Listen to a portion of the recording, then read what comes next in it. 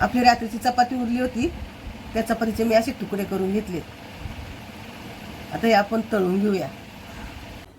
तेल तापले आपलं, त्यामध्ये आपण चपाती कापली टाकून घेऊया आणि तळून घ्यायची आपल्याला कडक.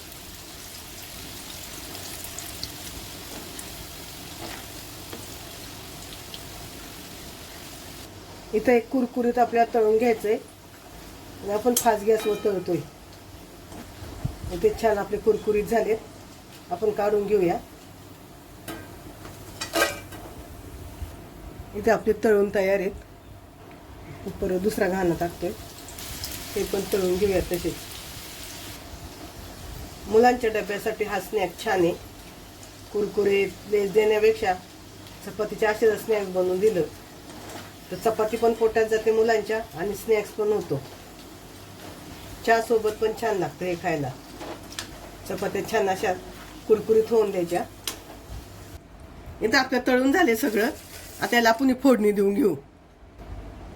आपले तेल तापले, त्यामध्ये मिरची पावडर आणि थोडंसं मीठ आपण मिक्स करून घेऊया. भांड्याला जरा असं पसरून घ्यायचं सगळीकडून. गॅस बंद करू. आपण जे तळलेले ते त्याच्यात टाकून घेऊया आणि आता आपण ते मिक्स करून घेणार आहे.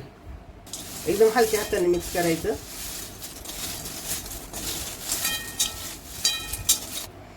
आपले तर मिक्स करून झाले, आपण काढून घेऊया.